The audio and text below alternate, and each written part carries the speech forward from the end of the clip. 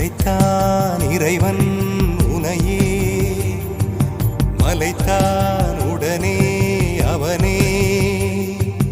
அழகை படைக்கும் திறமை முழுக்க உன்னுடன் சார்ந்தது, என் விழி சேர்ந்தது. விடிய விடிய மடியில் கிடக்கும் பொன்வினை உன்மேனி மீட்டட்டும் என் மேனி. இறைவினில் வந்து கலந்திடு, வீரல் பட மெல்ல காணிந்திடு.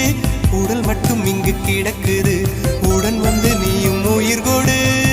பல்லவன் சிற்பிகள் அன்று பண்ணிய சிற்பத்தில் ஒன்று